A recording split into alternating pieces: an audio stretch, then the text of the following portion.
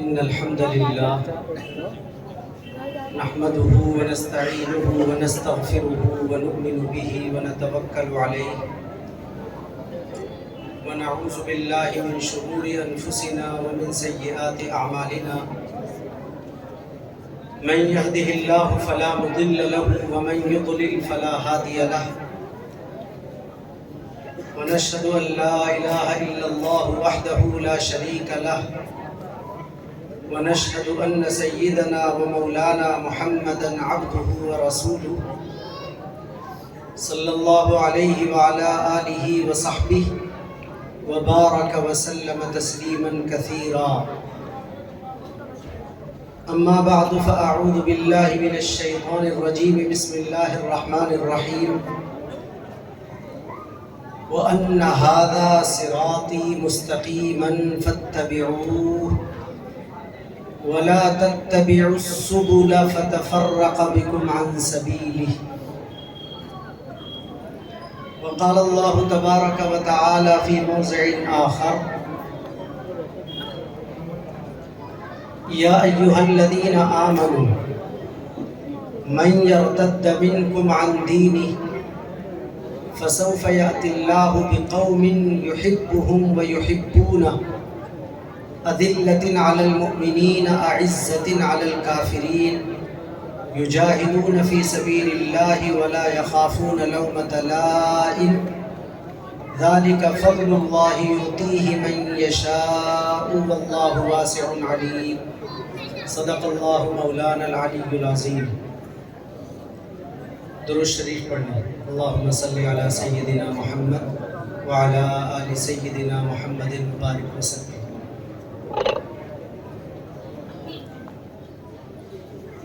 صدر اجلاس دامت برکاتہم، نہایت ہی عزت و احترام کے مستحق موقر حضرات علماء کرام اور بہت محبتوں کے قابل بزرگوں اور بھائی، ہم سب کے سامنے ہے کہ یہ اجلاس مدرسے کی نسبت کا ہے اور قرآن کریم کی تعلیم کی نسبت کا ہے. اس قسم کے مواقع پر ماحول کی مناسبت بھی ہوتی ہے اور ہمارا بھی جی چاہتا ہے کہ کچھ پڑھنے پڑھانے کی بات کریں. لیکن آج اس اجلاس کے نہایت موقر مہمان خصوصی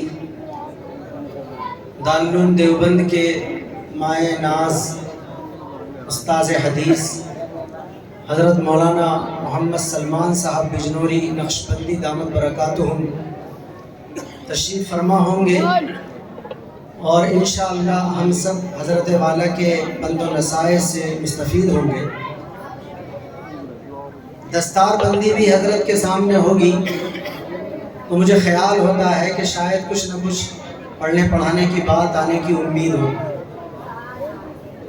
اس لیے میں نے ارادہ کیا ہے کہ میں براہ راست کوئی پڑھنے پڑھانے کی بات نہیں کرتا، بلکہ جتنی دیر میں آپ کے سامنے ہوں کوشش کروں گا کہ ایمان کی دولت کی اہمیت اور فتنوں کے دور میں اپنی نسلوں کے ایمان کی حفاظت کے سلسلے میں ہماری فکر مندی، اس کے بارے میں کچھ باتیں آپ حضرات کی خدمت میں ذکر کریں. دعا کیجیے اللہ پاک مجھے صحیح کہنے کی توفیق دے اور ہم سب کو سمجھ کر عمل کی توفیق مرحمت فرمائے.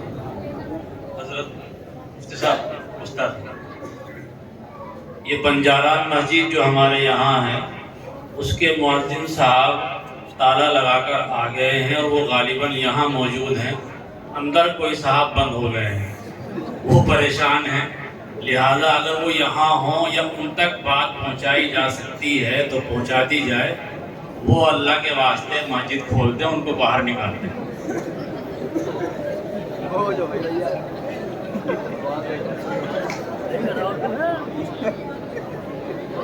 جی بزرگوں اور بھائیوں، ارادہ میرا 40 سے 45 منٹ بات کرنے کا ہے اور میری گھڑی میں 10:07 ہو رہے ہیں. اس لیے میں نے بتلا دیا کہ میں کتنی دیر بات کروں گا اور کیا بات کروں. اب امید ہے کہ آپ حضرات توجہ سے بات کو سنیں. نمبر 1، ہم سب ایز اے مسلم یہ جانتے ہیں کہ ہماری سب سے بڑی دولت ہمارا ایمان ہے، اور یہ ایک ایسی حقیقت ہے کہ اگر کسی مسلمان سے یہ سوال کیا جائے اور یہ پوچھا جائے کہ تم سوچ کر بتاؤ کہ جتنی نعمتیں تمہیں اللہ نے دے رکھی ہیں ان میں سب سے بڑی والی نعمت کس کو سمجھتے ہو؟ تو میں سمجھتا ہوں کہ وہ بندہ مسلمان چاہے نماز نہ پڑھتا ہو، روزہ نہ رکھتا ہو، اسلامی اخلاق اور کردار سے دور زندگی جیتا ہو، اور ہمارے سماج میں اس کو بے عمل مسلمان سمجھا جاتا ہو، لیکن اس کے باوجود بھی وہ یہ کہے گا کہ مولانا صاحب یہ بھی کوئی پوچھنے کی بات ہے، میری سب سے بڑی دولت میرا ایمان ہے۔ دیکھیے میں پھر ٹوک رہا ہوں آپ کو کہ غور سے سنیں بات جو لوگ موجود ہیں۔ تو نمبر 1، ہماری سب سے بڑی دولت ہمارا ایمان، اور نمبر 2، جب کوئی شخص کسی چیز کو اپنی دولت سمجھ لیتا ہے تو پھر خود اس کی حفاظت کی فکر کر رہی ہے، یعنی اس کے سامنے جلسہ نہیں کرنا پڑتا، اس کے سامنے تقریر نہیں کرنی پڑتی، اس کو ڈانٹنا نہیں پڑتا، اس کی خوشامد نہیں کرنی پڑتی، بغیر کسی جلسے، بغیر کسی تقریر، بغیر کسی ڈانٹ ڈپٹ، بغیر کسی خوشامد کے اگر وہ بندہ کسی چیز کو اپنی دولت سمجھتا ہے تو خود اس کی حفاظت کی فکر ہے۔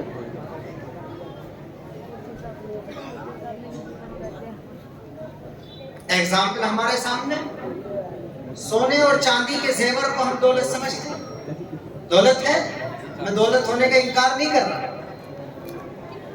لیکن مجھے معلوم ہے اس مختصر وقت میں مجھے کیا کہنا اور کیا چھوڑنا۔ کبھی کسی کو یہ کہنے کی ضرورت پیش نہیں آتی جلسہ کر کے کہ اپنے زیور کی حفاظت کرنی ہے۔ گھر پہ رہتے ہوئے بھی حفاظت کرتا ہے، سفر میں جاتا ہے تو بیوی کو تاکید رہتی ہے کہ سیف کی چابی کسی بچے کے ہاتھ نہ لگ جائے، تجوری کا تالا لگائے گا، سیف کا تالا لگائے گا، کمرے کا تالا لگائے گا، مین گیٹ کا تالا لگائے گا، 4 5 تالوں میں بند کر کے رکھے گا، اور پھر بھی خوف اور خطرے میں رہے گا کہ کہیں وہ دولت ضائع نہ ہو جائے۔ میرا 1 منٹ لگ گیا، لیکن میں نے یہ بتلانا چاہا ہے کہ جب کوئی شخص اپنے دل میں کسی چیز کے دولت ہونے کا یقین کر لیتا ہے تو پھر کسی کے کہے بغیر خود اس کی حفاظت کی فکر۔ تو کسی شاعر کا شعر ہے جس کا ایک مصرع ہمیں یاد ہے کہ ہم نے جو ختمے تھا اس کے بھی علاوہ پڑھ لیا۔ نہیں سمجھا پایا میں اپنی بات؟ ہم نے جو ختمے تھا اس کے بھی علاوہ پڑھ لیا۔ لکھا ہوا سب پڑھتے ہیں، لیکن وہ صلاحیت پیدا کرنے کی ضرورت ہے کہ لکھا ہوا بھی سمجھ میں آئے اور بے لکھا بھی سمجھ میں آئے۔ تو نمبر 1، ایمان ہماری سب سے بڑی دولت، اور نمبر 2، جب کوئی شخص کسی چیز کو اپنی دولت سمجھ لیتا ہے تو اس کی حفاظت کی خود فکر کرتا ہے۔ نمبر 3، ایسی ہوگی بھی تقریر وہ باتیں سیکھ تاکہ کسی طرح میں یاد کرا جاؤں گا۔ بڑی والی دولت کو بچانے کے لیے چھوٹی والی دولتوں کو قربان کیا جاتا ہے۔ میرے ایک لفظ پر بھی غور کرنا، جو لفظ ہے بڑی والی دولت کو بچانے کے لیے چھوٹی والی دولتوں کو قربان کیا جاتا ہے، اور یہ قربان کرنا بے وقوفی نہیں ہوتی، اعلیٰ درجے کی عقل مندی ہوتی۔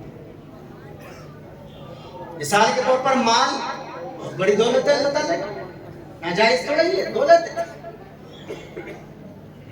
اولاد بہت بڑی دولت ہے اللہ کی، ہماری اپنی جان بہت بڑی دولت ہے اللہ کی، لیکن پھر وہی ترتیب بنا لیجئے، مال بھی دولت ہے مگر سب سے بڑی نہیں، اولاد بھی دولت ہے مگر سب سے بڑی نہیں، اپنی جان بھی دولت ہے مگر اللہ کی قسم سب سے بڑی نہیں۔ سب سے بڑی دولت تو کلمہ لا الہ الا اللہ محمد رسول اللہ۔ اور نمبر 3 ہماری بات یہ ہے کہ بڑی والی دولت کو بچانے کے لیے چھوٹی والی دولتوں کو قربان کیا جاتا ہے، اور یہ قربان کرنا بے وقوفی نہیں ہوتی، اعلیٰ درجے کی عقل مندی ہوتی ہے۔ ٹائم لگے گا لیکن بریکٹ لگا لیجئے، مثال سن لیجئے۔ بچہ ہمارا اسپتال میں پڑا ہو، اس کی سب سے چھوٹی انگلی میں زخم ہو، خطرے میں آ گیا، انگلی کٹنے کا خطرہ ہو گیا، اب ایسی صورت میں آدمی اپنے بینک بیلنس کو بچائے گا یا اپنے بچے کی جان بچائے گا؟ آدمی سمجھتا ہے کہ مال والی دولت بھی اگرچہ بہت بڑی دولت ہے، 10 سال میں نے خون پسینہ ایک کر کے جمع کی ہے، لیکن اس کے باوجود اولاد والی دولت بڑی دولت ہے، تو وہ اپنے 10 سال کی محنت سے کمائے ہوئے پیسے کو خرچ کر دے گا، قرض لے کر لگا دے گا، دکان بیچ کر لگا دے گا، اور بچے کی جان بچ جائے گی تب بھی خوش ہوگا اور کہے گا کہ مال تو ہاتھ کا میل ہے، اللہ نے زندگی اور صحت رکھی تو پھر آ جائے گا، لیکن اولاد کی جان، بچے کی جان اللہ پاک نے بچا دی تو اللہ کا بڑا بڑا۔ میری جتنی عمر ہے میں جانتا ہوں، مجھ سے زیادہ عمر والے موجود ہیں، وہ جانتے ہیں، اپنی زندگیوں میں آپ نے تجربے کیے ہوں گے، کئی مرتبہ آدمی مالی حیثیت کے اعتبار سے اوپر سے 0 پوائنٹ پر آ کر کھڑا ہو جاتا ہے، مگر پھر اللہ تعالیٰ اٹھا دیتا ہے۔ تو مال والی دولت کو قربان کر کے اولاد والی دولت کو بچا لیا، اور یہ بے وقوفی نہیں کی، عقل مندی۔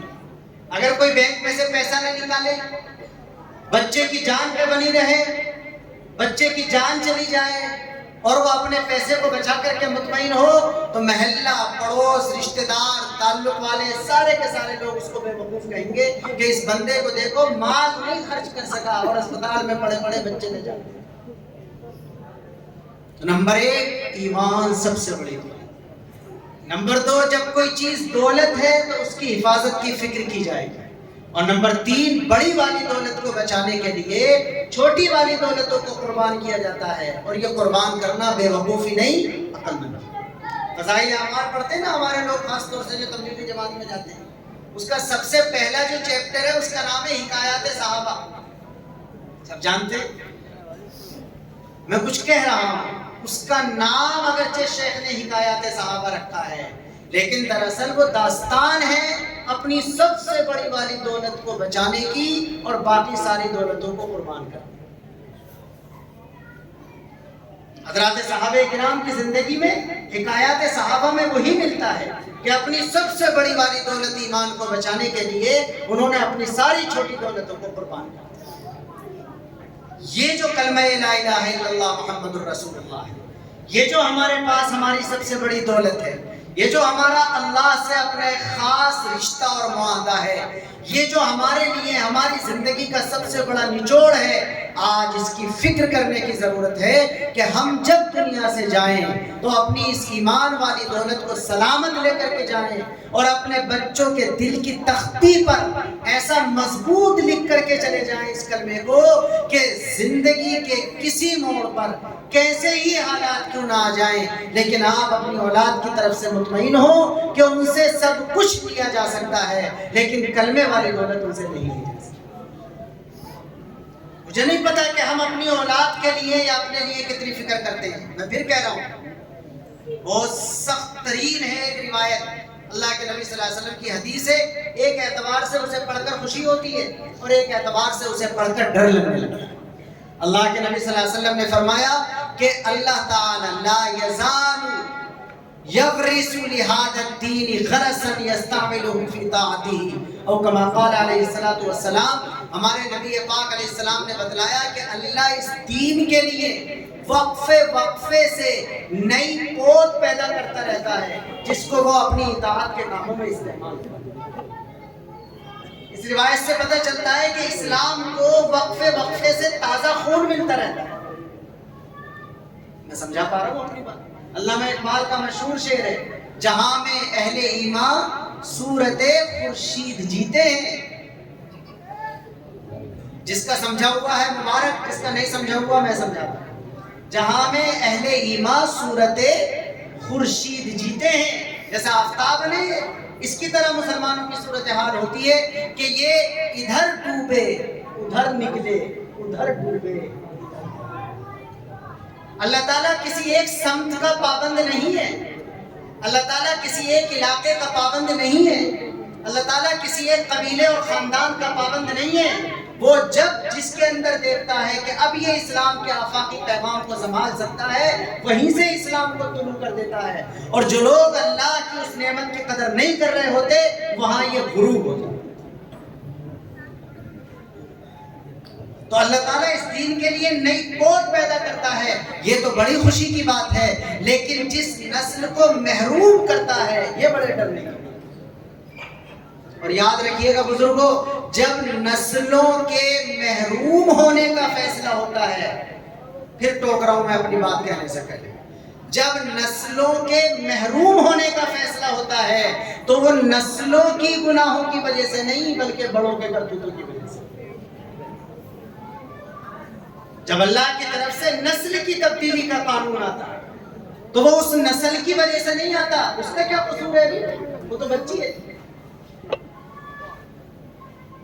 بڑوں کی بدعملی کی وجہ سے اللہ کی طرف سے فیصلہ آتا ہے کہ اب انہوں نے اتنی بدعملی کر دی، انہوں نے اتنی احسان فراموشی کر دی، انہوں نے اتنی بے وفائی کر دی کہ اب ان کی نسل سے کام نہیں لیا جائے گا بلکہ اب کسی اور سے کام۔ تو خدا را اپنی نسل پر رحم کریں۔ ہم سب لوگ جو آج گھروں کے ذمہ دار ہیں، جو آج دادا اور دادی ہیں، جو آج باپ اور ماں ہیں، جو آج بڑے بھائی اور بڑی بھابھی ہیں، یہ جو گھروں کے ذمہ دار لوگ ہیں، یہ فکر کریں اپنی اس نسل کی کہ کہیں ہماری غفلت اور بے وفائی کی وجہ سے اللہ تبارک و تعالیٰ کا نسل کا بدلنے والا قانون ہے۔ آج جو ہم نظر آ رہے ہیں یہاں پر، مسجدوں میں نظر آ رہے ہیں، اسلامی چہروں میں نظر آ رہے ہیں، اس کو کبھی اپنی محنت کا رزلٹ نہیں سمجھنا، بلکہ یہ ہمارے باپ دادا کی محنت ہے جو نظر آ رہی ہے۔ ہماری اسلامی محنت کا اندازہ ہمارے اولاد سے اور اولاد کی اولاد سے چلے گا۔ اگلے 50 سال کے بعد آنے والا زمانہ دیکھے گا جب ہماری اولاد اور اولاد کی اولاد ہوگی کہ وہ کتنا ایمان کو جانتی ہے۔ بات میری لمبی ہو گئی، میں مختصر کرتا ہوں۔ میں یہ کہہ رہا تھا کہ ایمان سب سے بڑی دولت، جب یہ دولت ہے تو اس کی حفاظت کی فکر کرنا ہماری ذمہ داری ہے، اور اس بڑی دولت کو بچانے کے لیے چھوٹی دولتوں کو قربان کرنا بے وقوفی نہیں، عقل مندی ہے۔ تو آج ہم فکر کریں کہ ہم اپنے بچوں کے دل کی تختی پر ایمان ایمان ایمان ایمان کتنا لکھ رہے ہیں، کتنا نہیں۔ اگر ہم نے کاروباری لوگ کوئی سامان لے کر کے ڈال لیا اور اس کا گراہک نہیں مل رہا تو رات کو روزانہ دونوں بڑے بیٹوں کو ڈانٹ پڑتی ہے، ابے تم سے کوئی گراہک ہی نہیں دیکھا جا رہا۔ صبح ہو، دوپہر ہو، شام ہو، ان کو ڈانٹا جا رہا، ان کو یاد دلایا جا رہا، ان کو ٹوکا جا رہا ہے۔ تو اتنے سیدھے ہم کیوں ہو گئے؟ جو چیز ٹپ ٹپ ٹپ ٹپ ٹپ ہوتی ہے وہ سوراخ۔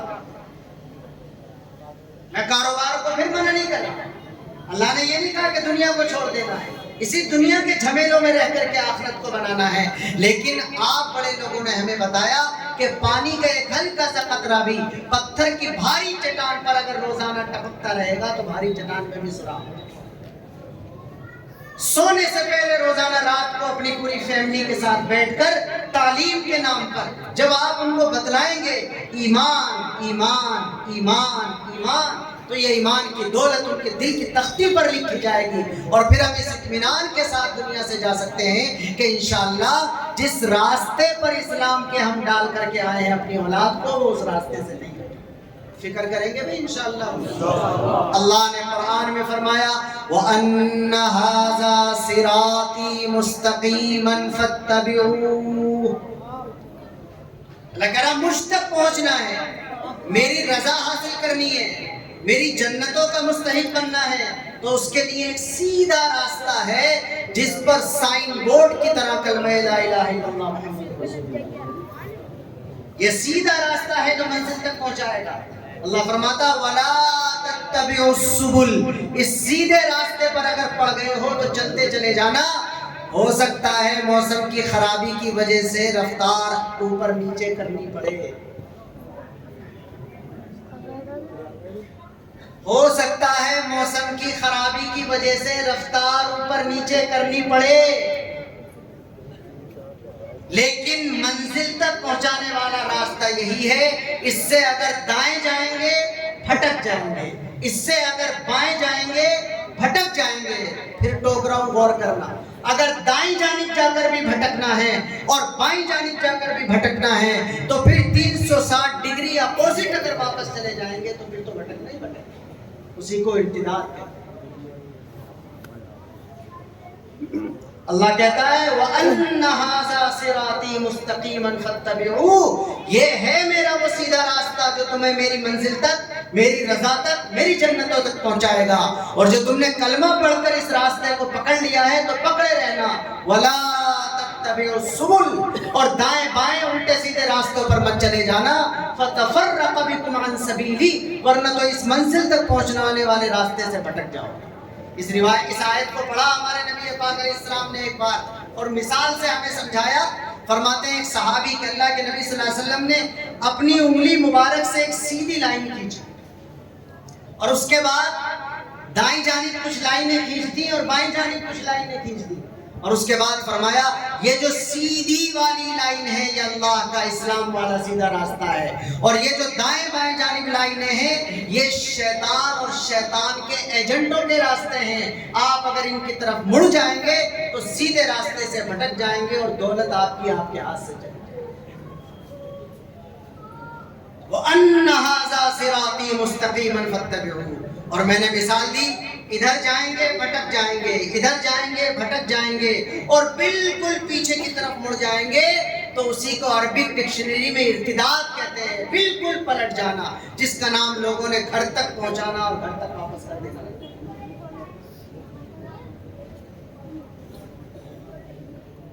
یہاں تک میری بات مکمل ہوئی، لیکن اگلی بات پر غور کیجئے۔ یہ جو آج کل کی صورتحال یہ ہے کہ اسلام کے تعلق سے نئی نسل پوری طرح مطمئن نہیں ہے، اور وہ کہیں نہ کہیں کنفیوژن کا شکار ہے، وہ کہیں نہ کہیں پلٹ رہی ہے، وہ کہیں نہ کہیں شیطان کے راستوں کی طرف مڑ رہی ہے، اور کہیں بالکل واپس چلی جا رہی ہے۔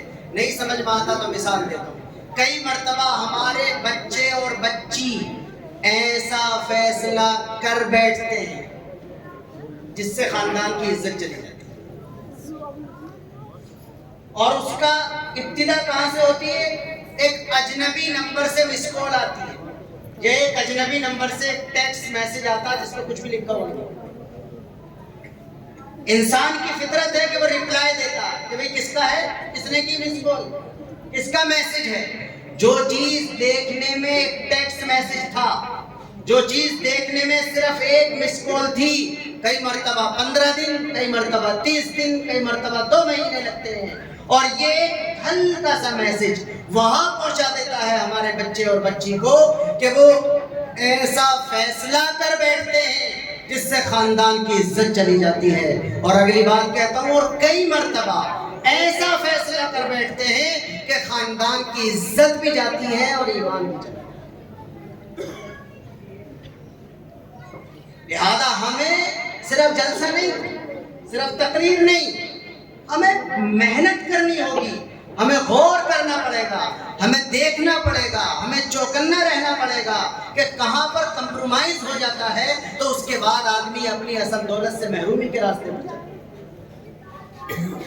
اللہ تعالیٰ نے تو وارننگ دی ہے، یا ایھا الذین آمنوا من یرتد منکم عن دینہ، اے ایمان والو دیکھو جو بھی تم میں سے اپنے دین سے پلٹ جائے گا، بیک گیئر میں چلا جائے گا، ریورس ہو جائے گا، تو پھر اللہ نے یہ نہیں کہا کہ میں کیا کروں گا کیا نہیں کروں گا، اللہ کا کیا نقصان ہے۔ اللہ کہہ رہا فَسَوْفَ يَأْتِ اللَّهُ بِقَوْمٍ، میں تو تمہارے بدلے میں ایک دوسری قوم کو کھڑا کروں گا، ان کی آگے کوالٹی بیان کریں۔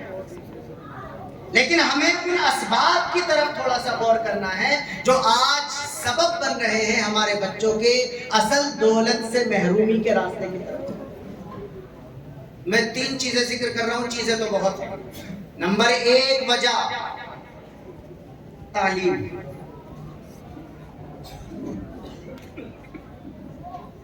تعلیم کا راستہ بھی ایسا ہے جو فرینڈ سرکل بنا دیتا ہے۔ اور فرینڈ سرکل بننے کی وجہ سے حالات دوسری طرف جانے لگے.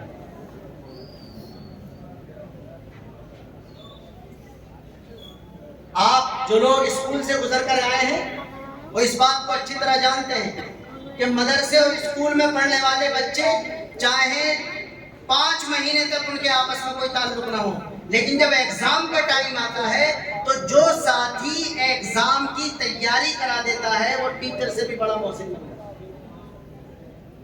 میں سمجھا پا رہا ہوں یہ بات؟ ٹیچر سے پڑھتا ہے بچہ، لیکن اس کے احسان کا اتنا بڑا جذبہ اس کے دل میں پیدا نہیں ہوتا.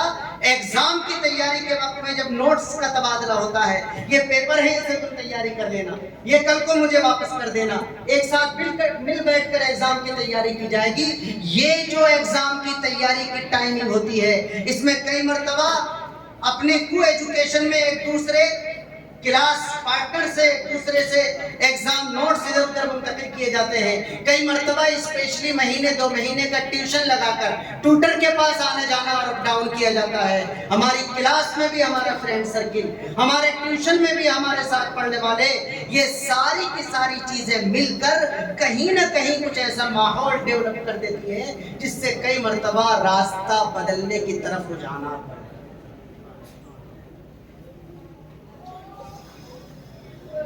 اس کا مطلب یہ نہیں ہے کہ میں تعلیم کو منع کر رہا ہوں، لیکن وقت ہو رہا میرا، میں آگے کی طرف بڑھ رہا ہوں. 3 سبب بتلا رہا ہوں، 3 حل بتلا رہا ہوں، اس کے بعد آگے بڑھ. اتنی تفصیل کا موقع نہیں کہ اس پر پوری تفصیل کے ساتھ اس کے سارے ڈیٹا کو پیش کر کے بات کی جائے، ورنہ تو ہمارے سامنے ڈیٹا ہے، ہمارے سامنے سروے جس سے اندازہ کیا جا سکتا ہے سارے کا سارا. لیکن نمبر 1 تعلیم، نمبر 2 ہے پرائیویٹ جاب. یہ جو پرائیویٹ جاب سرکل ایریا ہے، اس کے ذریعے سے بہت خطرناک صورتحال پیدا ہو جاتی ہے. مختلف کمپنیز ہیں، مختلف کارخانے ہیں، مختلف فیکٹریاں ہیں، مختلف چیزیں ہیں، مختلف آفیسز ہیں. ان کے آپ ریسیپشن کی نوکری کو تلاش کرنے لگتے ہیں، کبھی اپنے بچوں کے لیے، کبھی اپنی بچیوں کے لیے. اس کے لیے پرائیویٹ جاب کی تلاش میں آپ انٹرویو دینے کے لیے بھیجتے ہیں، کبھی اپنے بچوں کو، کبھی اپنی بچیوں کو.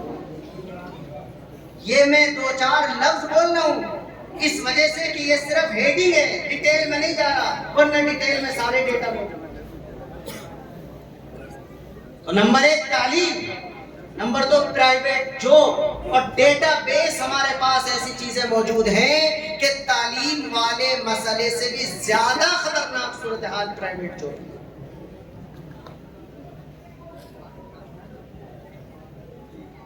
اور نمبر 3 جو تیسرا سبب ہو سکتا ہے کسی نہ کسی درجے میں، وہ کہیں نہ کہیں غربت ہے، کہیں نہ کہیں افلاس ہے، کہیں نہ کہیں فاقہ ہے، کہیں نہ کہیں بعض گھروں کی تنگی ہے کہ انسان احسان کا غلام ہوتا ہے. جہاں سے اسے احسان ملتا ہے، جہاں سے اسے ہیلتھ کارڈ ملتا ہے، جہاں سے اسے میڈیکل ہیلپ ہوتی ہے، جہاں سے اسے ایجوکیشن ہیلپ ملتی ہے، کہیں نہ کہیں وہ بندہ ان کی طرف. تو میری پہلی والی بات نہ بھول جائیے کہ ایمان سب سے بڑی دولت ہے. ایمان جہاں پر کمزور ہونے کا خطرہ ہوگا، ہر چیز کی علامتیں ہوتی ہیں، ہر چیز کے انڈیکیٹر ہوتا ہے، پتہ چلتا ہے کب صحت آ رہی ہے، کب صحت جا رہی ہے، پتہ چلتا ہے اس بندے کے دل میں محبت ہے یا نفرت آنے لگی، پتہ چل سکتا ہے کہ یہ غصے میں ہے یا غصہ ختم ہو گیا. ہر چیز کی علامتیں ہوتی ہیں. ویسے ہی ایمان کے بارے میں بھی ہمیں چوکنا رہنا چاہیے، اپنے بارے میں بھی اور اپنی اولاد کی نشست و برخاست، ان کے طرز زندگی، ان کے لائف اسٹائل، ان کے اٹھنے بیٹھنے، ان کی تنہائی اور ان کی مجلس، ہر چیز کے بارے میں ہمیں نوٹ کرنا چاہیے، واچ کرنا چاہیے. تب جا کر کے ہمیں پتہ چل جائے گا کہ ایمان والی دولت کی طرف راستہ چل رہا ہے یا کہیں ڈگمگا نہیں. نمبر 1 تعلیم، نمبر 2 پرائیویٹ جاب، اور نمبر 3 غربت، محتاجی، پریشانی، تنگ دستی. اگر ان تینوں چیزوں کا ہم علاج کرنا چاہیں مثال کے طور پر تو ہم کر سکتے ہیں. تعلیم کے لیے حتی الامکان کوشش کرنی چاہیے کہ اپنے مینجمنٹ کے زیر اہتمام نظام کو چلائیں. اب تک نہیں چلایا تو اب چلانے کی فکر کی جائے، اگرچہ ہم 100 سال پیچھے ہو چکے. لیکن آج اللہ کی طرف سے ہر چیز کا ایک کام کا ایک ٹائم مقرر ہے. آج اگر ہم سوچیں گے تو انشاءاللہ العزیز آگے جا کر کے اس کا فائدہ ہوگا. ہم سب جانتے ہیں، بات یاد آ گئی تو بتا رہا ہوں، بڑوں پر بھی محنت کرنے سے فائدہ ہوتا ہے، لیکن انقلاب نرسری پر محنت کرنے سے. بڑوں پر بھی محنت کرنے سے فائدہ ہوتا ہے، لیکن تبدیلی نرسری پر محنت کرنے سے. پرانے زمانے کے لوگ جانتے ہیں کہ پہلے اسکول میں نرسری، LKG UKG کچھ بھی نہیں ہوا کرتا تھا. الف یعنی پہلی کلاس سے شروع ہوتا تھا، پہلی، دوسری، تیسری، چوتھی. اس سے پہلے 3 سال لگا دیے گئے، جبکہ اب بھی تعلیم تو پہلی سے ہی شروع ہوتی ہے. پہلے 1-2 سال تو ٹافیاں اور چاکلیٹ کھلانے کے ہیں، اور ان کو میم کی نگرانی کے اندر کھیل کھلانے کے ہیں، اور ان کی تربیت اور ان کی ذہن سازی کرنے کے ہیں. اور یہ چیز بھی دراصل انہوں نے ہمارے نبی پاک علیہ السلام نے کیا اصول دیا ہے؟ آپ نے فرمایا کہ جب اولاد 7 سال کی ہو جائے تو نماز پڑھنے کا حکم کرو. یعنی جب بچہ 7 سال کا ہو جائے تو مسجد میں اپ ڈاؤن کراؤ، مسجد میں انگلی پکڑ کر کے لے کر کے جاؤ. 7 سال میں نماز پڑھنے کا حکم دیا جا رہا ہے. اس کا مطلب اللہ کے نبی ہمیں اشارہ دے رہے ہیں، اللہ کے نبی ہمیں متنبہ کر رہے ہیں، اللہ کے نبی ہمیں فراست دے رہے ہیں، اللہ کے نبی ہمیں شعور دے رہے ہیں، اللہ کے نبی ہمیں گائیڈنس کے ذریعے سے سکھلا رہے ہیں کہ 7 سال کی عمر اتنی عمر ہے کہ اس سے پہلے آپ اسے 3.5 سے 7 سال کی عمر کے درمیان پوری نماز یاد کرا سکتے ہیں. اور یہ آپ کے ساتھ رہتے ہوئے ہو جائے گا. اس کو اسکول میں بھی لے جانے کی ضرورت نہیں پڑے گی، اپنے ماں باپ کی نگرانی میں ہو جائے گا. تو اصل مقصد تعلیم بعد میں ہے، اصل مقصد کسی نسل کو حاصل کر لینا پہلے. آپ یہ دیکھیے یہاں پر کرسچن کمیونٹی جو ہے، عیسائی، ملک میں 2%، اور ان کے تعلیمی ادارے اور میڈیکل لائن کے ادارے کتنے؟ اس کا مطلب یہ ہے کہ وہ اپنی نسل پر تو محنت نہیں کر رہے، وہ تو ہندوستانیوں کی نسل پر محنت کر رہے. اس میں مسلمان بھی ہیں، اس میں ہندو بھی ہیں. بھائی عیسائی مشنری اسکولوں نے جو کام کیا تو انہوں نے مسلمان کا اسلام ختم کرنے کا پلان بنایا، انہوں نے ہندو کا ہندوازم ختم کرنے کا پلان بنایا. چنانچہ آپ دیکھ لیجئے لباس کے اعتبار سے ہمارے مسلمان ہوں یا ہمارے ہندو بھائی ہوں، وہ نظر آنے کے اعتبار سے تو عیسائی ہو. تو میں ہندو بھائیوں سے بھی کہتا ہوں کہ ان کا جو نظام ہے ہمارے بچوں کو لینے کا، وہ صرف ہمارے لیے نہیں ہے، بلکہ وہ اگر صرف اپنی نسل کے لیے فکر کرتے تو اتنے دور دراز ملک میں انہیں یہاں آ کر تعلیمی معیار قائم کرنے کی ضرورت ہے. آپ اور ہم مسلمان ہیں تو فراست کے ساتھ سمجھیں. ہم جو خوش ہوتے ہیں ہم وہاں پڑھائیں گے، وہاں پڑھائیں گے، وہاں پڑھائیں گے. نہیں، مقصد پڑھانا بعد میں ہے، مقصد کسی کی نئی نسل کو اپنی انگلی پکڑوا دینا پہلے. تو تعلیم کے بارے میں یہ تجویز پیش کروں گا کہ ہم فکر کریں، سرمایہ دار مسلمانوں کا ذہن بنائیں. بزنس مین جو لوگ ہیں ہمارے بڑے بڑے، وہ خود فکر کر کے آگے آئیں اور اپنے اہتمام میں، اپنے مینجمنٹ کے تحت اپنے بچے اور بچیوں کے لیے تعلیم کا نظم قائم کریں. اور نمبر 2، پرائیویٹ جاب کی شکل میں جو فتنے پیدا ہو رہے ہیں ان کے لیے ہاتھ جوڑ کے گزارش کی جا سکتی ہے کہ پلیز اپنی بچیوں کو خاص طور سے اس سے محفوظ.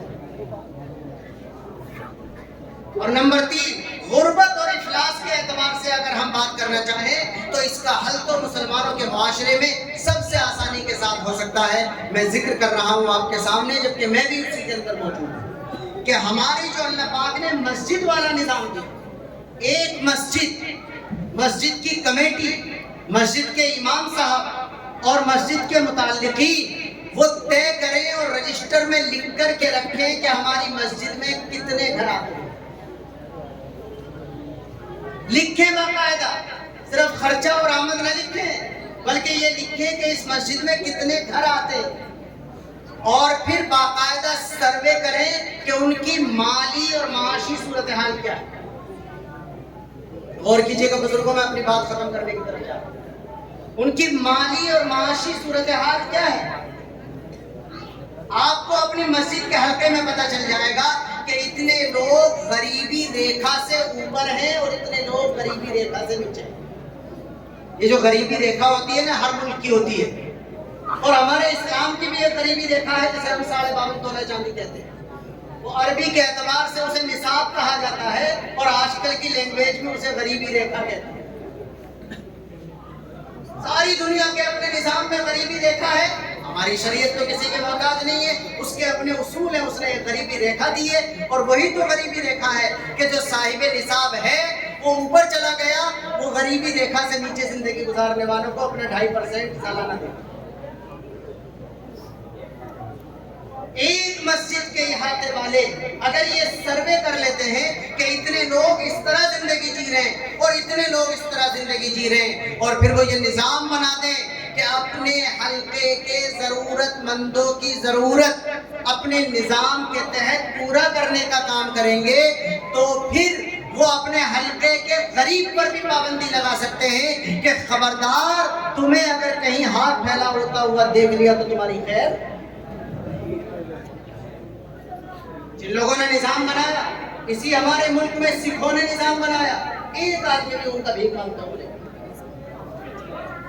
اور ان کا سارا نظام، میں پھر کہہ رہا ہوں میرے پاس ڈیٹا ہے لیکن میرا وقت ہو رہا ہے، اور یہ ایک جلسے کی بات نہیں، ان کا سارا نظام گردوارے سے چلتا ہے، سارا۔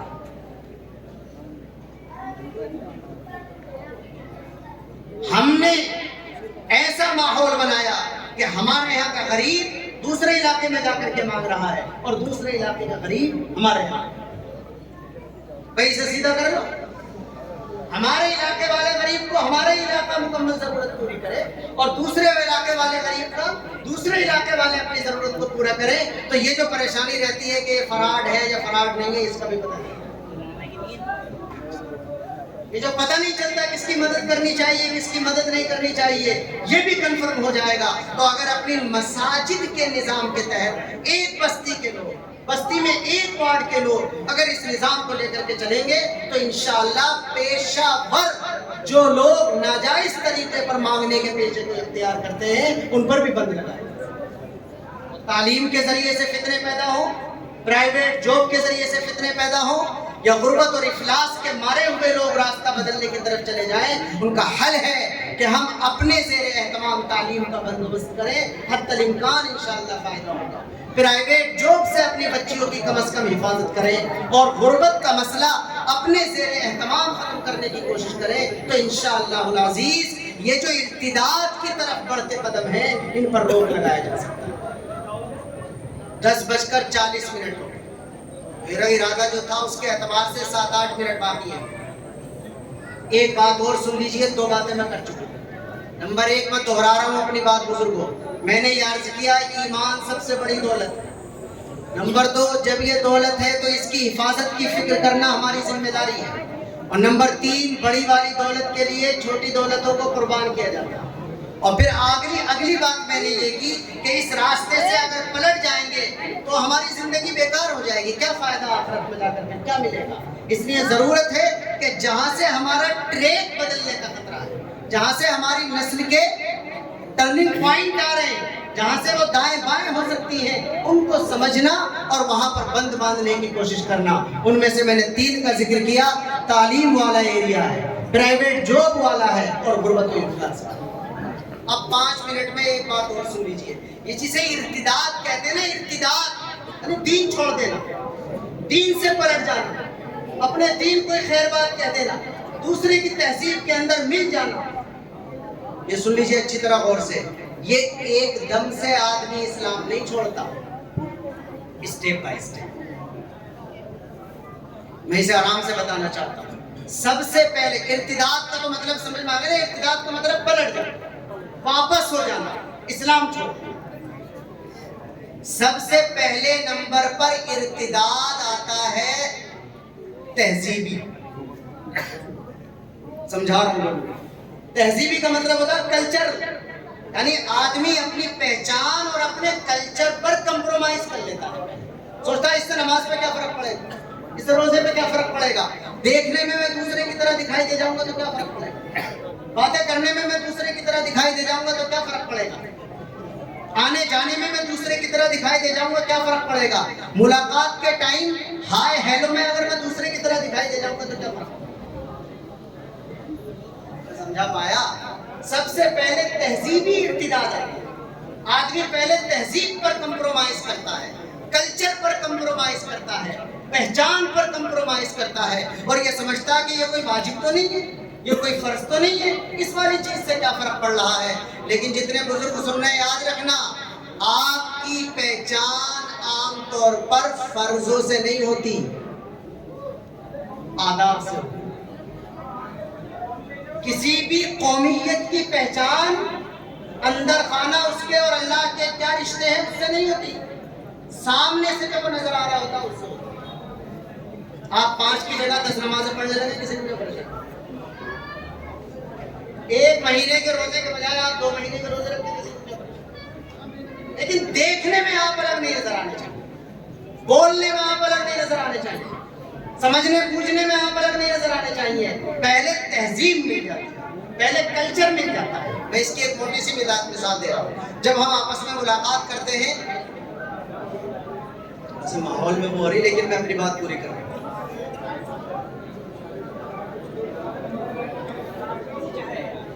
کیا چائے کا نسق ہے بھائی؟ اگر چائے ہے تو اسے 5 منٹ کے لیے روک دیجیے، ہماری بہت اہم بات ضائع ہو جائے گی. ہم اپنی بات پوری کر رہے ہیں. کہ جو چائے کا نظام ہے اس کو بھی بند کر دیں چائے اور خاموشی کے ساتھ یہاں بات کو سنیں.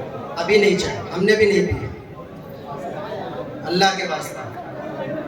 جی ادھر سنیے بھائی، آپ ادھر سنیے بات.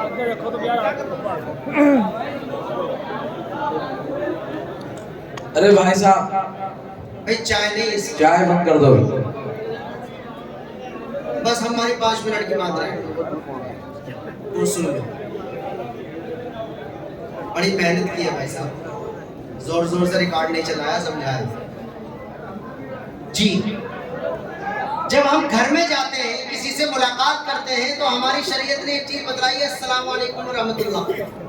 جب ملاقات کا شروع ہو تب بھی السلام علیکم، اور جب ملاقات ختم ہو تب بھی السلام علیکم. جب یہ السلام علیکم سکھایا ہمیں ہمارے نبی پاک علیہ السلام نے، تو اس زمانے کے کلچر میں، عربوں میں ملاقات کے ٹائم دعا دینے کا وہی طریقہ تھا جو آج کل انگریزی میں ہے. یعنی عربی کلچر بھی وہی تھا جو آج کل انگریزی کلچر ہے. عربوں میں بھی جب صبح کو ملتے تو صباح الخیر، شام کو ملتے تو مساء الخیر. جیسے آج کل انگریزی میں ہے، صبح کے وقت میں گڈ مارننگ، پھر اس کے بعد گڈ آفٹر نون، گڈ ایوننگ، اس کے بعد گڈ نائٹ. یعنی 24 گھنٹے میں 4 مرتبہ ملاقات کی پہل کرنے کا طریقہ بدل جاتا ہے. اسلام جب آیا تو نمبر 1، اسلام دوسرے میں ضم نہیں ہو سکتا تھا، بلکہ اسے اپنی پہچان نہیں ہوتا. یہ بھی تو اصل باریک باتیں ہوتی ہیں جسے سمجھنا چاہیے. گڈ نائٹ کوئی برا لفظ تھوڑی ہے، دعا ہے کہ تمہاری رات اچھی رہے. گڈ مارننگ کوئی بری چیز نہیں ہے، معنی کے اعتبار سے بالکل اچھی دعا ہے کہ تمہاری صبح اچھی رہے. کوئی ناجائز چیز نہیں ہے، لیکن پھر بھی پہچان پہچان پہچان پہچان پہچان پر کمپرومائز نہیں. اسلام ایک ایسا طریقہ نہیں قبول کر سکتا تھا جو اتنا ہلکا پھلکا ہو کہ 4 گھنٹے میں بدل جائے، بلکہ ایسا طریقہ اسلام نے بتایا، سردی ہو، گرمی ہو، برسات ہو، رات ہو، دن ہو، اور کوئی بھی ٹائم ہو، 24 گھنٹے جب بھی ملیں گے تو وہی السلام علیکم ورحمۃ اللہ، اور لائف ٹائم کے لیے دے دیا گیا. اس میں کبھی کسی تبدیلی کی ضرورت نہیں. نماز روزے کے قانون میں، نکاح اور طلاق کے قانون میں تو تبدیلی کیا ہوگی؟ ہمارے تو السلام علیکم میں بھی 24 گھنٹے میں کوئی تبدیلی نہیں. اب اگر آپ کسی ایسے آفس میں کام کرتے ہیں کہ جہاں آفس میں جانے کا سلام ہے گڈ سہارا، مثال دے رہا ہوں کہ راشٹریہ سہارا جو اخبار ہے نا، اس میں اگر جائیں گے آفس میں تو ان کا سلام ہے گڈ سہارا. بھئی اگر اس طرح آپ کسی آفس میں کام کرتے ہیں اور وہاں کی مجبوری کی وجہ سے کوئی اور لفظ آپ بولتے ہیں، یا آپ کا بچہ کسی انگلش میڈیم میں جاتا ہے، وہاں انٹر ہونے کے بعد کوئی اور وہاں کا لفظ بولتا ہے، سننے میری بات بزرگوں، یہ تو وہاں بول دیجیے آپ جہاں آپ کے لیے قانون بنا دیا گیا، لیکن گھر میں لازم ہے آپ پر بھی، گھر میں لازم ہے آپ کے بچوں پر بھی، سلام دعا کے وقت میں، ملاقات کے وقت میں، کہ جب ملاقات شروع ہوگی تب بھی السلام علیکم، جب ملاقات ختم ہوگی تب بھی السلام. عمل کریں گے بھی سب انشاءاللہ. مجھ سے فتویٰ نہ پوچھیں کہ حضرت یہ واجب یا فرض تو نہیں ہے. میں نے کہہ دیا یہ واجب بھی نہیں ہے سلام کرنا, یہ فرض بھی نہیں ہے, لیکن پہچان عام طور پر وہی چیزیں ہوتی ہیں جو قانون میں نہ واجب ہوتی ہیں نہ فرض. اچھا یہ جو ملاقات ہے نا یہ والی, یہ بھی فیس ٹو فیس ملاقات کا بدل ہے. اس میں بھی جب آپ بات شروع کریں گے تو السلام علیکم ورحمۃ اللہ, بات ختم کریں گے تو السلام علیکم ورحمۃ اللہ. عام طور پر آج کا کیا کلچر ہے کہ جب بات ختم کرتے ہیں تو کہہ دیتے ہیں اوکے. اوکے اتنا بیکار سا لفظ ہے, اسلام اسے کیسے پسند کر سکتا تھا؟ اوکے کا مطلب کیا ہوتا ہے؟ اوکے کا مطلب یہ ہوتا ہے کہ جو تمہاری رائے ہے چلو میری بھی وہی رائے ہے, یہ مطلب ہوتا ہے اوکے. کہتے بھی آج شام کو وہاں چلنا ہے مراد آباد کے اوکے. تو اوکے کا مطلب یہ ہوتا ہے کہ جو آپ چاہ رہے ہیں اس وقت ٹھیک ہے میں بھی وہی چاہ رہا ہوں. اب ادھر سے کہتا ہے ٹھیک ہے بھائی اچھا بات پوری ہوگی کہ ٹھیک ہے اوکے. اسلام ایسا روکھا سوکھا ختم کرنا کیسے پسند کر سکتا ہے؟ لہٰذا اوکے کی تو کوئی حیثیت نہیں. جو زیادہ دیندار نوجوان ہیں, آخری بات سنیے غور سے, جو زیادہ دیندار نوجوان ہیں وہ بھی بہت زیادہ اگر کرتے ہیں تو ٹھیک ہے بھائی اللہ حافظ, ٹھیک ہے بھائی خدا حافظ. کہ اتنے علماء موجود ہیں, فتویٰ نہیں دے رہا لیکن بتلا رہا ہوں کہ اس وقت میں خدا حافظ کہنا بھی مکروہ ہے. سن لیجیے گا, خدا حافظ ناجائز نہیں ہے, دعا ہے. اللہ نے قرآن میں کہا فاللہ خیر حافظا, اللہ ہی تو بہترین حفاظت کرنے والا ہے. جب آپ کسی سے بات ختم کرتے ہیں اور یوں کہتے ہیں کہ اللہ حافظ, تو اس کا مطلب آپ اسے دعا دے رہے ہیں کہ اللہ تعالیٰ تیری حفاظت کرے. بڑی اچھی چیز ہے, لیکن میرے بزرگوں اس کا سائیڈ ایفیکٹ یہ ہے کہ جو دعا اس جگہ کے لیے نبی پاک علیہ السلام نے بتلائی ہے وہ ختم ہو گئی. لہٰذا اسلام تو اتنا باریک دیکھتا ہے, اتنا باریک پیستا ہے. اگر آپ کسی سے بات ختم کرتے ہوئے خدا حافظ بھی کہہ رہے ہیں تو کہہ لو خدا حافظ, لیکن خدا حافظ کے بعد السلام علیکم. کئی مرتبہ مجھ سے کوئی مسئلہ معلوم کرتا ہے, یہ کوئی بات کرتا ہے, وہ جلدی سے بات ختم کر رہا ہوتا ہے, ٹھیک ہے مفتی صاحب اللہ حافظ. ان کے رک جا جلدی سے رک جا, تھوڑا سا رک جا. بولے کیوں بات؟ ان کے سلام کر. تو میں مسئلہ یہ بتا رہا ہوں کہ خدا حافظ پوری طاقت لگا کے کہہ رہا ہوں گلے کی کہ خدا حافظ کہنا ناجائز نہیں ہے, اچھی دعا ہے, لیکن معنی کہ اچھا ہونے کے باوجود بھی اس کا سائیڈ ایفیکٹ یہ ہے کہ اس جگہ کے لیے اللہ کے نبی خود ہی بتا دیتے خدا حافظ, لیکن نہیں, اللہ کے نبی نے اس جگہ کے لیے سب سے اخیر میں کیا بتلایا؟ السلام علیکم. میں 2-3 باتیں کہتا لیکن وقت پورا ہوا جا رہا ہوں. میں آخر میں یہ کہہ رہا تھا کہ ارتداد ایک دم نہیں آ جاتا, بلکہ پہلے کلچر بدلا. کلچر کیا بدلا؟ یہاں بھی دھاگے آ گئے, یہاں بھی دھندے آ گئے, یہاں بھی دھاگے آ گئے, اور یاد آ گئی بات تو کیا کروں. اللہ کے نبی نے ایک حدیث میں ہمیں متنبہ کیا تھا, یہ فرمایا تھا کہ ایک زمانہ ایسا آئے گا, سننا یہ والی بات بھی, ایک زمانہ ایسا آئے گا کہ قرآن کے صرف حروف رہ جائیں گے اور اسلام صرف نام کا رہ جائے گا. لا يبقى من الاسلام الا اسمه, اسلام کا صرف کیا رہ جائے گا؟ مسلمان کا صرف نام رہ جائے گا, مسلمان. اگر غور سے سن رہے ہیں تو ذرا ہماری بات سن. ہمارے نبی نے ہمارے سوال کی انتہا یہ بتلائی تھی کہ کم از کم نام کا تو رہ جائے گا مسلمان, لیکن آج ہم وہاں آ گئے جہاں نام کے بھی نہیں رہنا چاہتے. یہ ہوائی بات نہیں کر رہا ہوں. ہمارے پاس فون آتے ہیں مسئلہ معلوم کرنے کے لیے کہ حضرت میں ایسی اور ایسی جگہ رہتا ہوں, یہ اور یہ سچویشن اور یہ صورتحال ہے, تو کیا میں اپنا نام چھپا کر کوئی کامن سا نام رکھ لوں؟